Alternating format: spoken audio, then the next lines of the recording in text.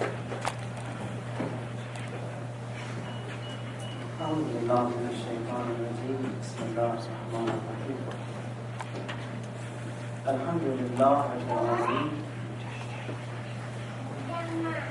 وصلى الله على سيدنا ونبينا أبي القاسم المصطفى محمد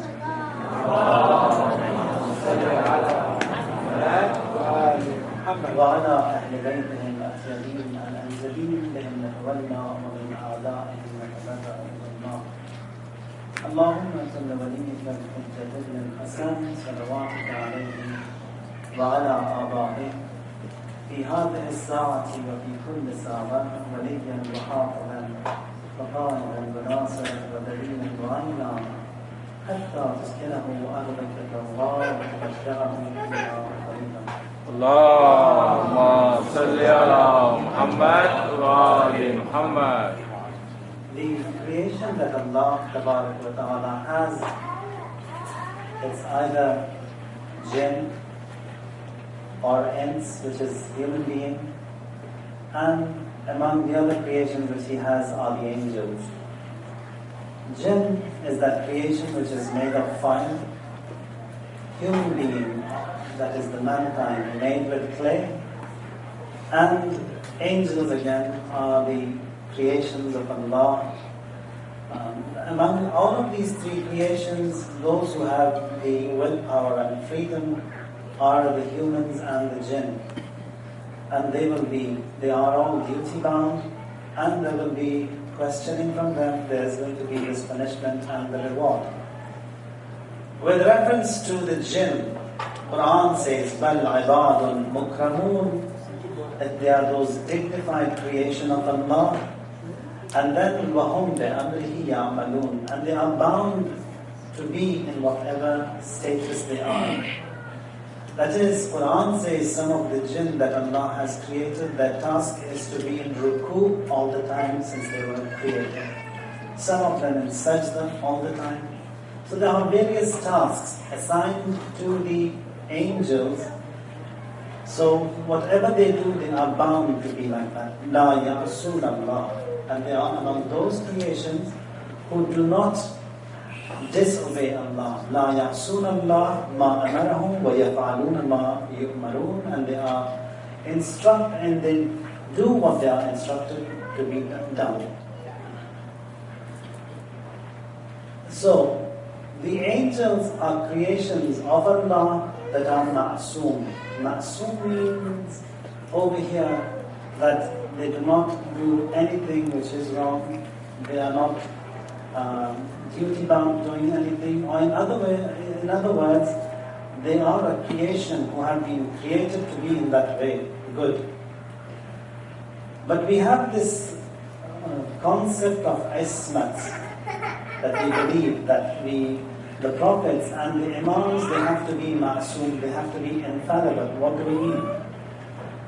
When we talk about infallibility in the prophets and in the imams, it is not as such that they are a creation like the angels who are bound to be good. The prophets, the imams, they are among those creations who possess that free will, that willpower, based on which they perform and their actions are done. So, ismat that we talk about, that we have to have faith in the prophets being ma'soom, it doesn't mean that they are bound to be good. So if they are good, it's with their own free will, it's with their own freedom. And proofs from aql and proofs from naql meaning riwayat and ayat of Quran, there are many that can be quoted over here. For example, Quran says, قَالَ فَبِعِزَّتِكَ لَأُغْوِيَنَّهُمْ أَجْمَعِينَ إِلَّا عِبَادَكَ مِنْهُمُ الْمُخْلَصِينَ. Shaitan swears an oath, says that I, by your dignity, by your might, addressing Allah, says I will mislead everyone but your sincere servants. إِلَّا عِبَادَكَ مِنْهُمُ الْمُخْلَصِينَ. Mukhlasin, it is the sincere servants of Allah. Now, we've got two terms over here, mukhlisin and mukhlasin. Mukhlis is someone who is sincere. And among these mukhlisin, the best ones among the mukhlisin are known as mukhlasin. The prophets, they are mukhlas. Some of the servants of Allah who are mukhlis, even among them, there are some who are of that high quality who are known as mukhlas. Someone who is mukhlas, shaitan can find no way, has no access to that individual. Or for example, Quran says, وَاذْكُرْ عِبَادَنَا إِبْرَاهِيمَ وَإِسْحَاقَ وَيَعْقُوبَ أُولِي الْأَيْدِي وَالْأَبْصَارِ إِنَّا أَخْلَصْنَاهُمْ بِخَالِصَةٍ ذِكْرَ الدَّارِ. Says, remember Ibrahim, Ishaq, Yaqub. Now these are all men of power and insight, and surely we have purified them with a purifying. And what is that purifying that they have? Says they remember the final abode. That is, they remember the day of judgment. Our Quran recognizes the day of judgment as home, doesn't recognize this dunya as home. So people of that caliber who are so sincere, shaitan, he has no access in them. So those mukhlasin are those people, those creation of Allah who possess that ismat. So, ma'sumin, we believe, are the prophets, ma'sumin are the imams, ma'sumin are the angels, but angels are aside because they don't have that free will. That Quran says, obeying the prophets, it is incumbent, it's wajib on you. Why is that? وَمَا أَرْسَلْنَا مِن رَسُولٍ إِلَّا لِيُطَاعَ بِإِذْنِ اللَّهِ. Because you have to obey them, that is the command of Allah. When it comes to imams and the prophets, the rank which they possess, it is not a rank that they can acquire by hard working. No, they can't. Rank of imams, rank of the prophets is something which is given to them by Allah. We believe that the imams and the prophets, they have to have three criteria. First of all, that appointment has to be divine. It's neither by selection nor election. Allah has to appoint them. Secondly, the knowledge which they possess has to be divine. And again, third, it is this concept of ismat which we believe. Now, what is the meaning of ismat again? Why do we say that they have to be ma'soom? And what is the definition of ismat? Ma'soom means that a prophet has to be pure in every aspect from the day he is born until the day he dies. He has to be ma'soom. That is, no sins should be committed by this prophet. No wrong must be seen by him. No sins, great or small. Or that jahl also that ignorance must not exist in this prophet from the moment he is born until he dies. Among the different schools of thought that we have among the Muslims, there are various opinions about Ma'soom and the prophets. Some say a prophet can commit a sin before his bulugh, before he is mature. Some say that he can commit sins until he is 40, and after 40 he should not. Some say that only it is after this mission that is given to him by Allah, that is officially announced as the prophet. After that, they should not commit sin, but there are weird opinions which say that even after that they can. But we believe, that is the Ahlul Bayt, the school of Ahlul Bayt, that from the day a prophet is born, an imam is born, till the day he dies, no wrong must be seen by this prophet, no sin must be committed by him, no disobedience of Allah. So it has to be a sterile environment of this imam, of this prophet, throughout his life. He shouldn't forget anything. That is, he has to possess that divine knowledge. Now, why do we say that he shouldn't be forgetful? For example, if we have this glorious Quran in mind, and we believe that Rasulullah, God forbid, aliyah, was not ma'soom, or he forgot during his lifetime, it means that this entire Quran which we have faith in, out of those 6,600 ayat, that Quran becomes null and void for us. We can't take it for granted.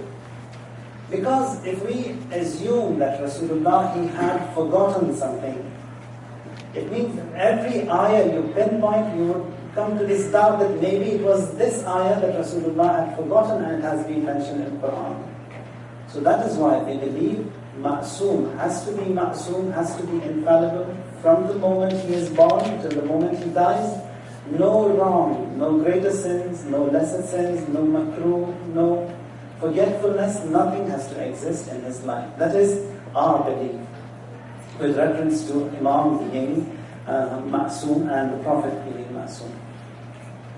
So when this mission of prophethood comes to an end, and that is by Rasulullah sallallahu alayhi wa alihi wa sallam, Allahumma salli ala Muhammad wa ali Muhammad, being appointed as the final prophet, as the final messenger, as the seal of the prophets, then this mission is transferred to the Imam, his successor, and his successor is Amir al-Mu'mineen. And for that, Quran says, now the Holy Prophet, it is his last year of his life. He performs his only Hajj, and then when he is returning from Hajj, that occasion of Ghadir takes place, and there he officially announces Amir al-Mu'mineen as his successor. Rasulullah, he serves for 63 years. Painstaking efforts which were seen by him, no other prophet ever saw so much. No other prophet was to bear that much of pain which Rasulullah had to bear. So much so that for that reason he was known as Rahmatun lil Alameen, mercy to the mankind. Now, Allah sees the performance of Rasulullah on one hand, services provided by him which are to the max, to the best of his ability, and now he says that, Ya ayyuhar Rasul, O Prophet, this one instruction, this one command, if you do not carry it out, it is as if whatsoever you have done throughout these 63 years, all of that is going to be a waste. Nothing will be accepted. What is that? It says you have to inform the mankind who your successor is. And on his way back from Hajj, they gather at that point of Ghadir, and that is Ghadir al-Khum, and that is the only incident that has been reported in the books that we have from all schools of thought, where you have so many thousands of eyewitnesses, and all of them mentioning that one incident of Ghadir. What was that? Rasulullah stops by that point, and all these Hajis who are returning to their homeland, all those co-sons, he calls them back and they all gather, they all congregate. And there he raises the hand of Amir al-Mu'mineen and say that whosoever's Mawla and master I was, and I am, Ali is his master. And when he appoints Amir al-Mu'mineen officially in front of so many eyewitnesses, only then that ayah is revealed that Al-Yawm akmaltu lakum deenakum wa atmamtu alaykum ni'mati wa raditu lakum al-Islam deena. Says, today Islam was perfected. And today Islam is perfected, that is, this deen is perfected, and upon you all the favors and blessings of Allah have been poured. وَرَدِيتُ لَكُمُ الْإِسْلَامَ دِينًا, and I have chosen and selected Islam as a deen and a religion and a way of life for you.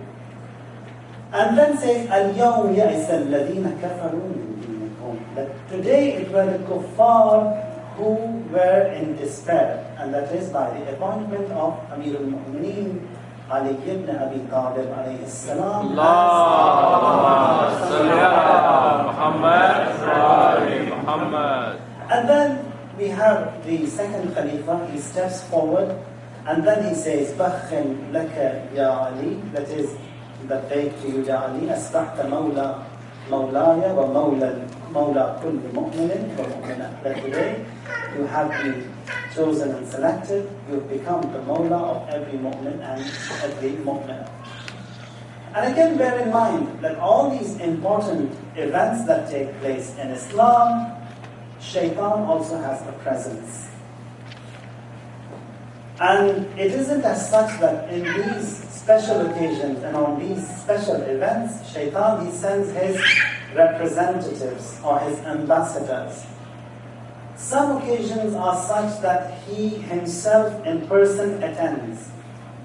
Some occasions are just ordinary occasions. He can just send his envoy, his ambassador, or someone charged the affairs, and he would come and report back to Shaitan, this is what I have seen, this is what had happened. But on some occasions we find that he himself in person is present. One of them is when Rasulullah passes away. And Amir al-Mu'mineen is busy with the funeral services of the Prophet. And it is again one of those oppressions that we have, tyrannies that we have, that the Prophet, who was the first person of Islam, being laid to rest by just one of the persons assisting Amir al-Mu'mineen, and in that miserable way, such mazlumiyat. When Amir al-Mu'mineen had finished with the burial of the Prophet, Abu or Salman, one of them comes, and they report to Amir al-Mu'mineen that this is what had happened in Saqifa, and Abu Bakr has been selected as the first Khalifa. And then he says, I was amazed to see an old man present in that majlis who was weeping, crying the most. And we never saw him over here ever in Medina. Amir al-Mu'mineen says, you didn't recognize him? He says, no, we never saw him, that was the first time. An old man with marks of sajda on his forehead, and he was the first one who extended his allegiance, his bay'at to Abu Bakr. Says that was Shaitan.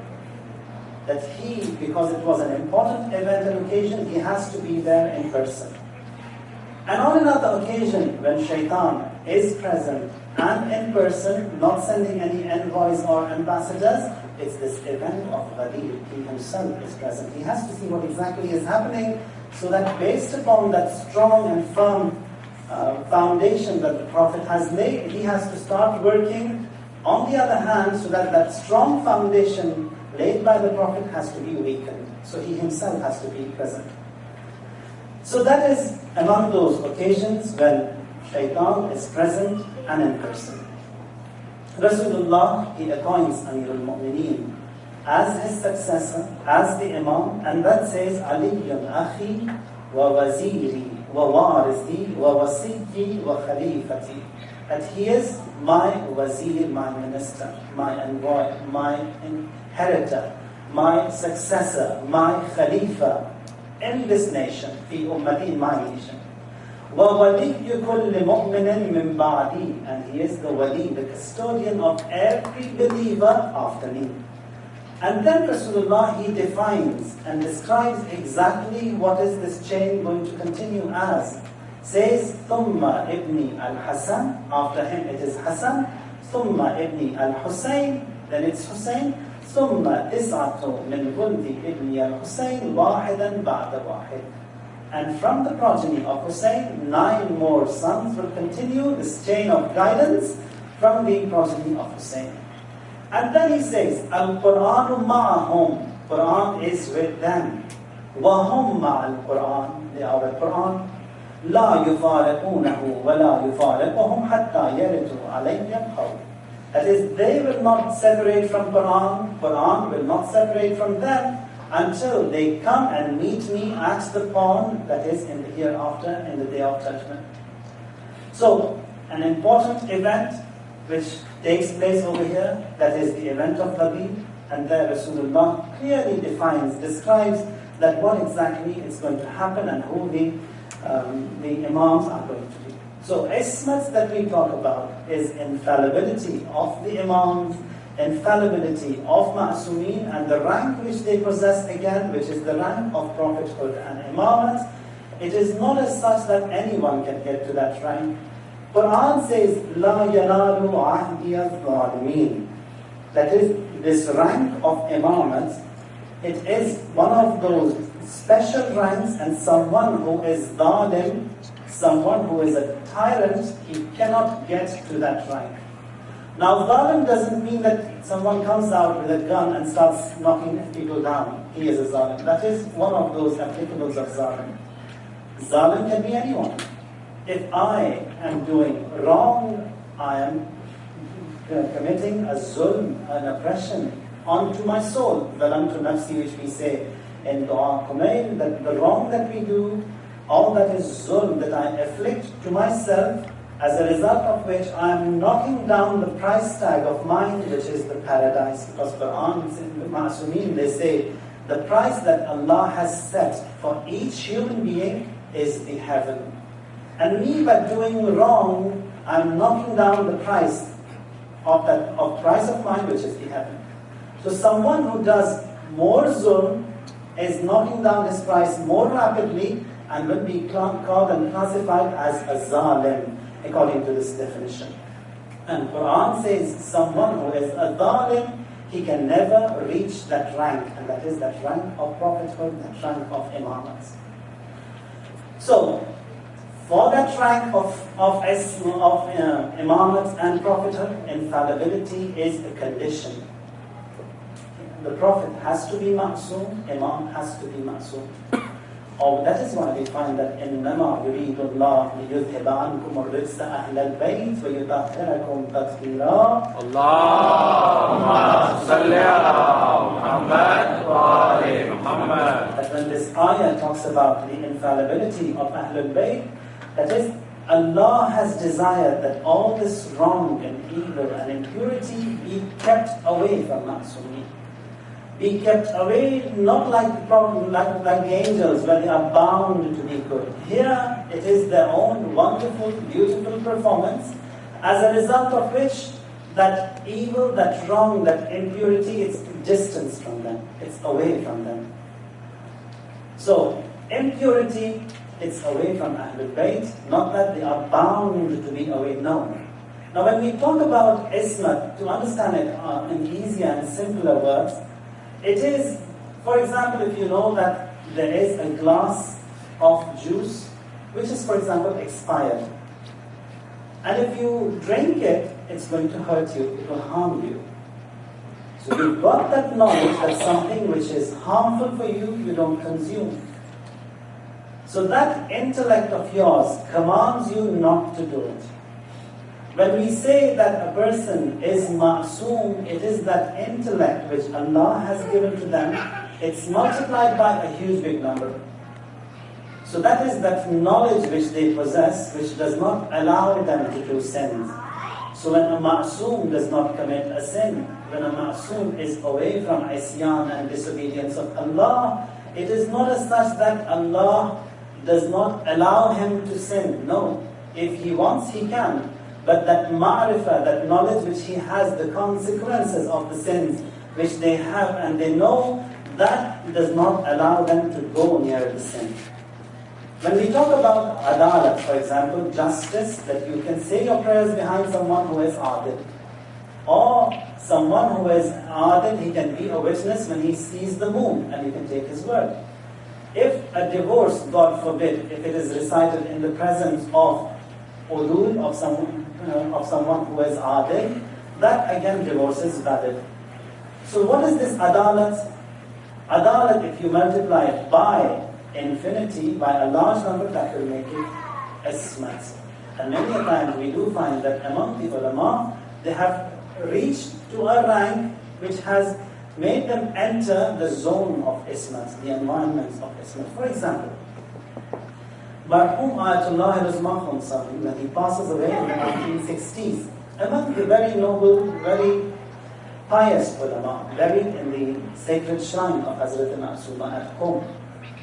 Now, when he passes away, Marhum Imam Khomeini gives out a circular. Ayatollah al-Uzma Guruji also gives out a message of condolence.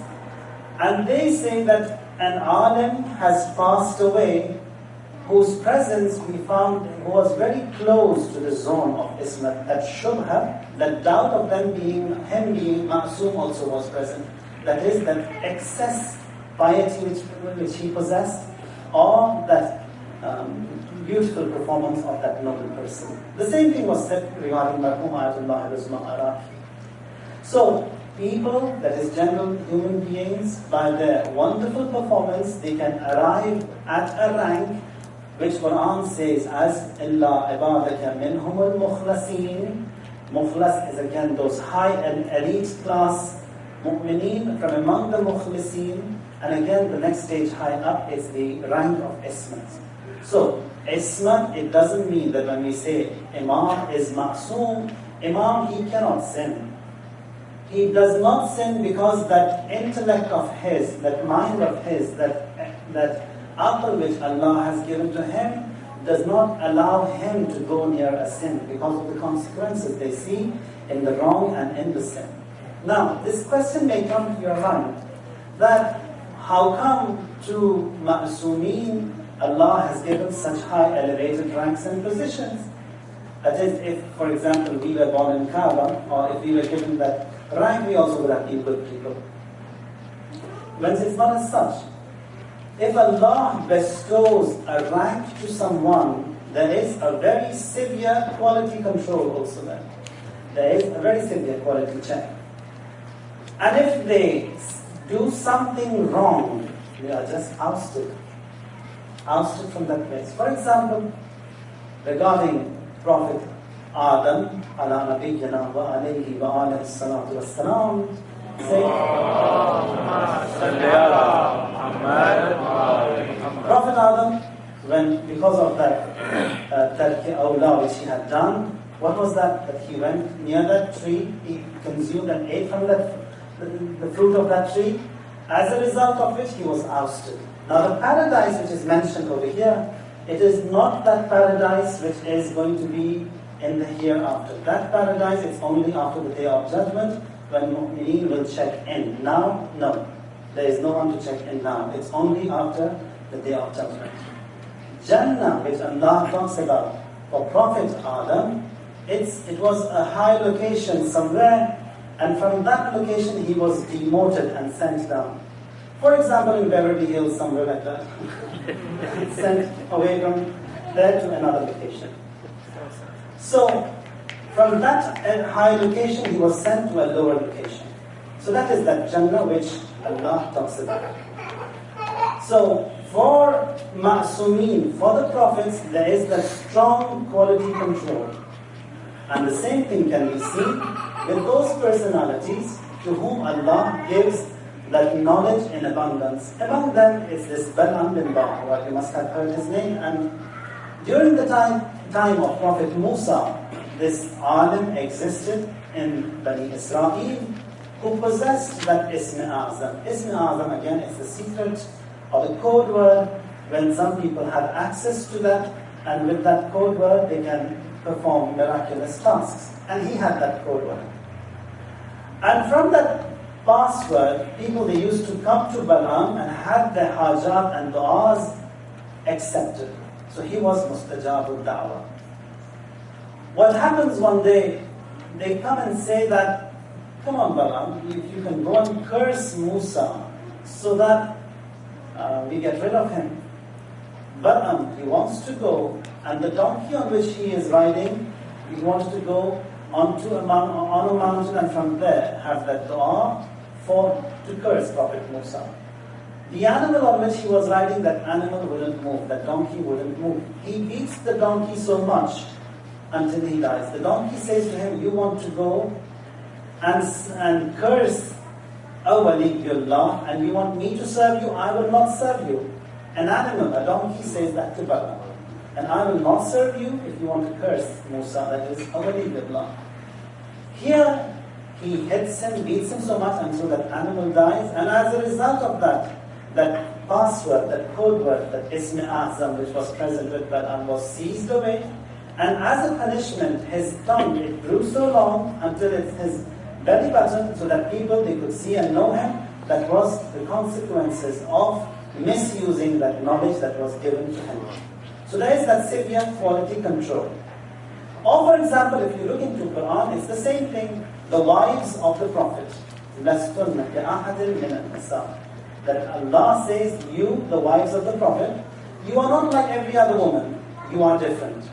Because you are the wife of the Prophet.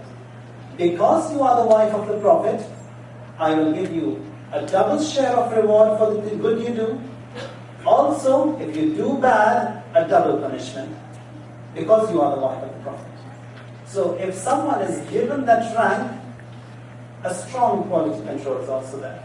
Or riwayat, they say that an alim, someone who is knowledgeable, if Allah says that I will forgive and waive 70 sins of a regular person before I forgive just one sin of an alim. Why? Because he possesses that knowledge, he knows what right and wrong is that, and based upon that knowledge which is given to him, that strong quality control is also there. So, when Allah gives these ranks to Ma'sumeen, to prophets, to the Imams, it is not just for fun. There is that strong quality control, and based upon that they will be rewarded, and if it is wrong that is being done by them, they will be punished. And the punishment also is different. It's a double share of reward as there is a double share of the punishment. So when we talk about ismat for Imams, it means that intellect, that aql which Allah has given to them, it's multiplied by a huge big number, which does not allow them to come closer to a sin. Not that they are creations like the angels who are bound to be good. No. So that has to be clear in your minds. Inshallah, if we get some time, we'll explore this subject a little bit more. Performance of Amir al-Mu'mineen also, it's amazing. When it comes to the services that Amir al-Mu'mineen has provided, for example, the services which he provides to the widows, to the orphans, it's amazing. Once he sees a woman who wants to fill and get some water for her home, and she's got her 3 children with her, and they are with that woman, and she has to go fetch the water, come to her house. Imam says, shall I help you? And he helps her carry that water. And then there is a conversation that, who are you? And then Imam at this time, he is the Hakim, the Khalifa, the ruler. She says that my husband was sent to one of these battles by Ali. And he got martyred. And I have been surviving after his shahadat, as you see. This is my daily routine, and I have to carry out all my tasks on my own. Upon this, Amir al-Mu'mineen is hurt that in the rule of Ali, must there be a woman dwelling such as this lady who has all that burden on her, and Ali is unaware of her. He helps her up and then says, stay here and go and get some food for you. Goes and gets some wheat, some meat, and says that, now she was upset with Ali at that time, and she doesn't know that this is Amir al-Mu'mineen who is serving her. He says, come on, either you cook or look after the kids, or I will look after the children, or you. She says, cooking is, I will look after the children. Amir al-Mu'mineen here starts making bread. And in that tanur, the oven, when he wants to bake that bread, he cries. Says that, Ali, what reply do you have to me for your Lord on the day of judgment? That in your rule, this woman be living such a tough life, such a difficult life. So taste that fire. He takes his face into the oven, says, taste that heat. How come you were so neglectful and you did not take care of this woman? He serves them, the orphans, the widows, and later on that woman, she found out that was Ali, Amir al-Mu'mineen, who was serving. And then also after the shahadat of Amir al-Mu'mineen. The same can be seen. That when Imam al-Mustafa and Abu Abdullah,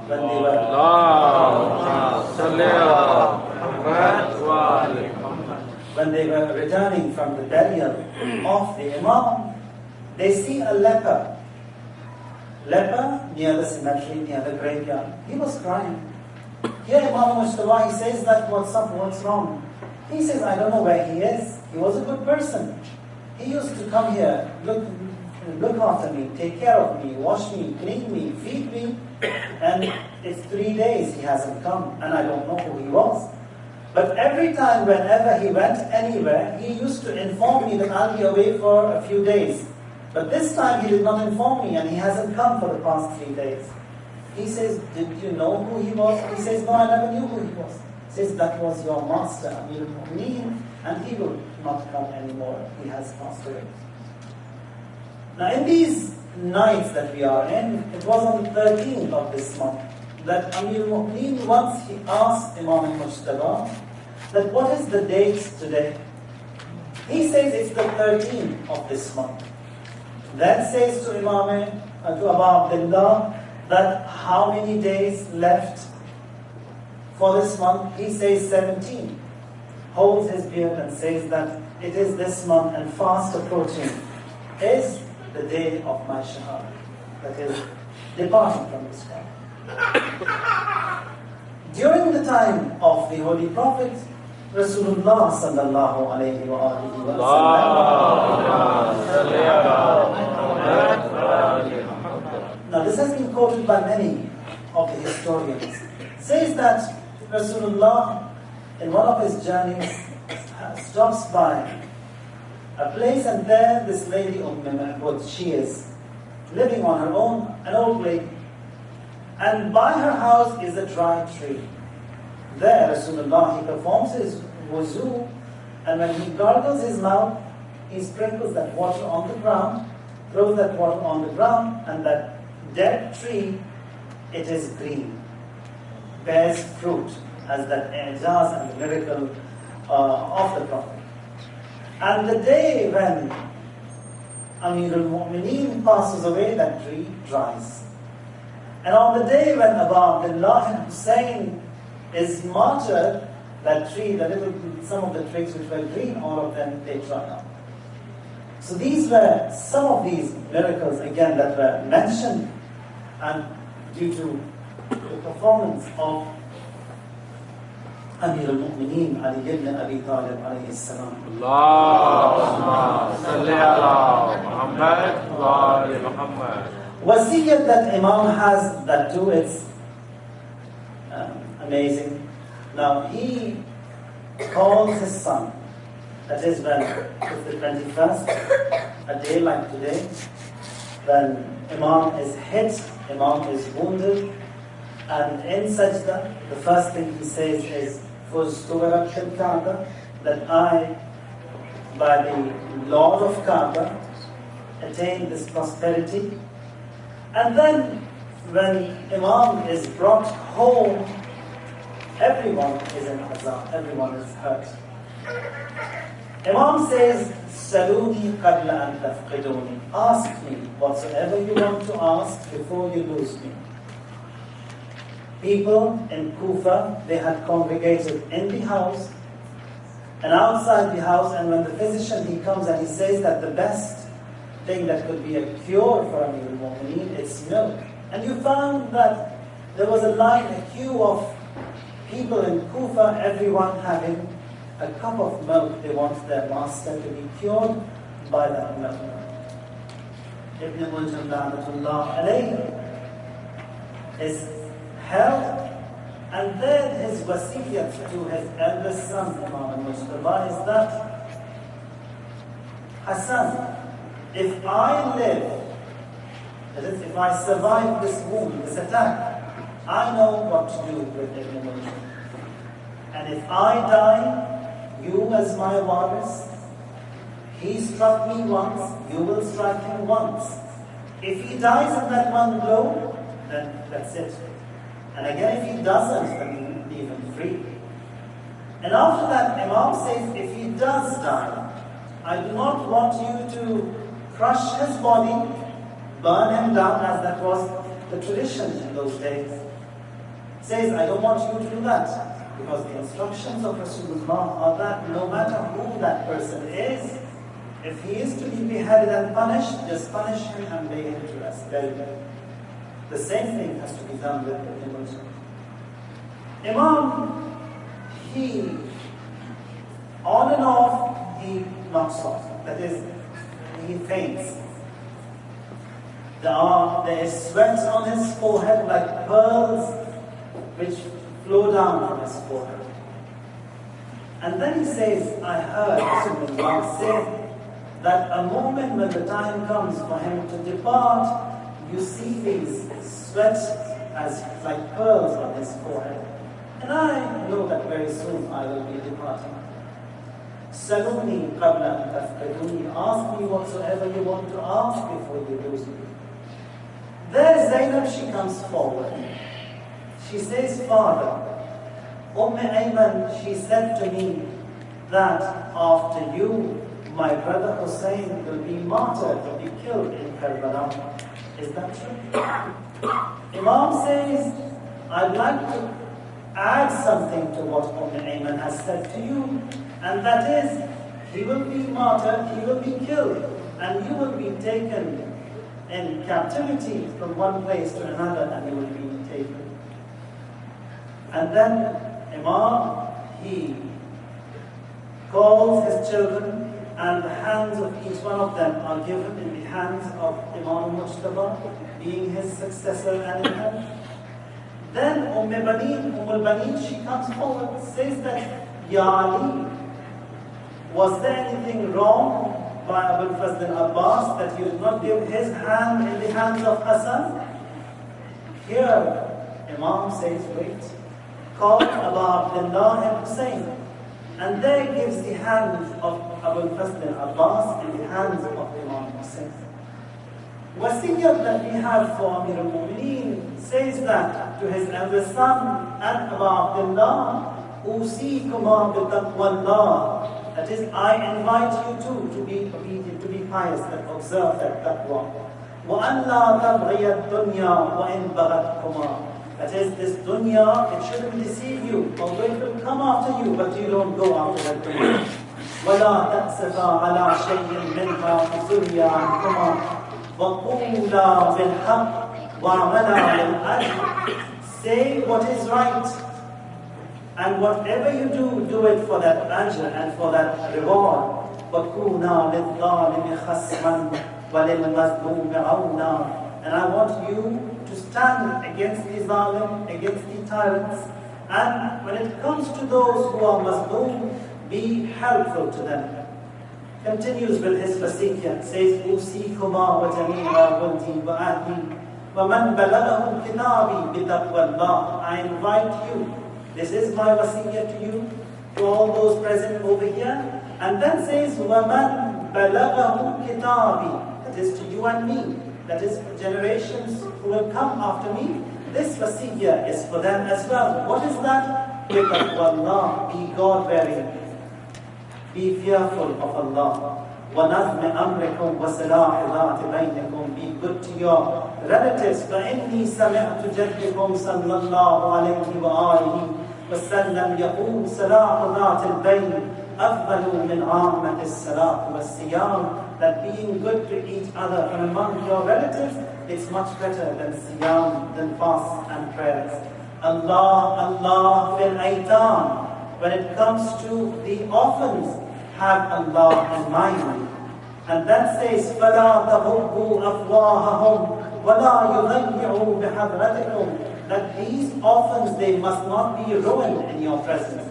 Take care of these orphans. وَاللَّهُ اللَّهُ فِي جِيرَانِكُمْ. When it comes to your neighbors, observe that taqwa of Allah for those neighbors. أَلَا لَعْنَةُ اللَّهِ عَلَى الْقَوْمِ الظَّالِمِينَ. وَسَيَعْلَمُ الَّذِينَ ظَلَمُوا أَيَّ مُنْقَلَبٍ يَنْقَلِبُونَ. إلهي بحق الزهراء وأبيها وبعلها وبنيها والسر المستودع فيها 10 times. Ya Allah, Ya Allah, Ya Allah, Ya Allah, Ya Allah, Ya Allah, Ya Allah, Ya Allah, Ya Allah, Ya Allah. اللهم لعن أول ظالم ظلم حق محمد وآل محمد وآخر تابع له على ذلك.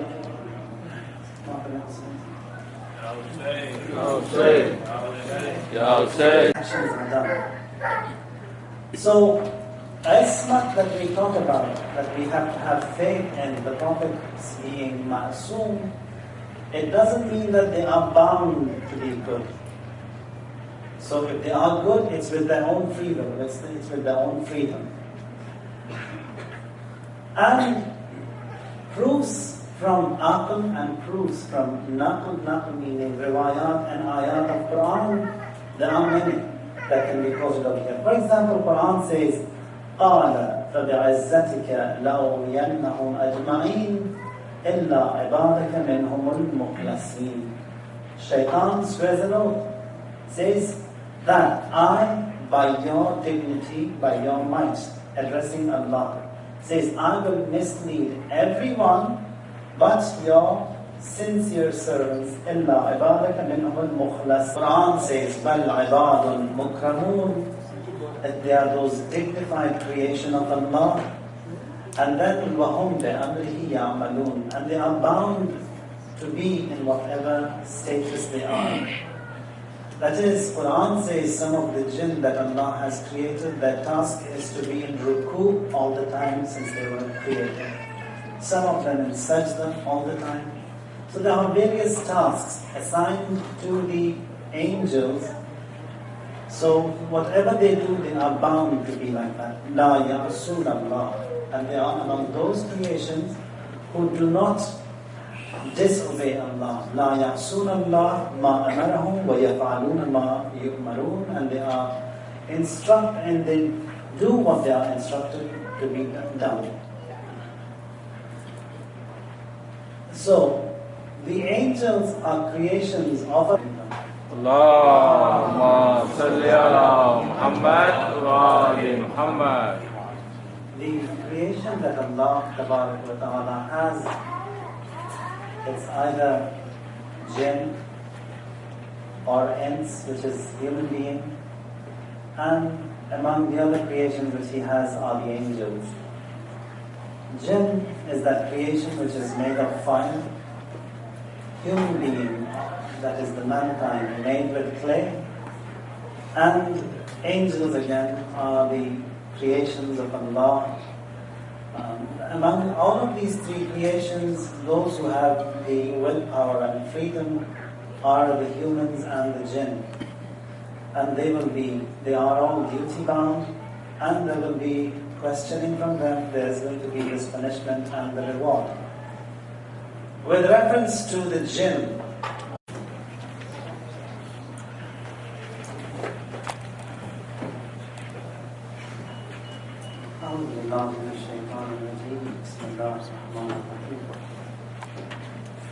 Alhamdulillah wa sallallahu ala sayyidina wa nabiyyina Abi al-Qasim al-Mustafa Muhammad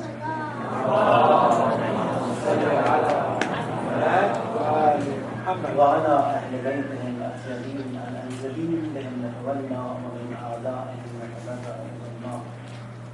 اللهم صل وليك الحجة ابن الحسن صلواتك عليه وعلى آبائه في هذه الساعة وفي كل ساعة وليا وحافظا وقائدا وناصرا ودليلا وعينا حتى تسكنه أرضك كالغار وتبشره فيها.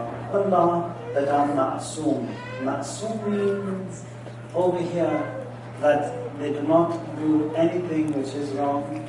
They are not duty bound doing anything. Or in other words, they are a creation who have been created to be in that way, good.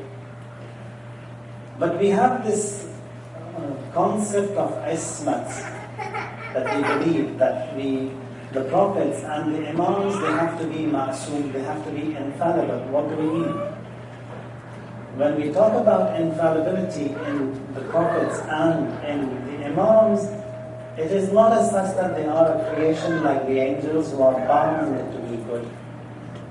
The prophets, the imams, they are among those creations who possess that free will, that willpower, based on which they perform either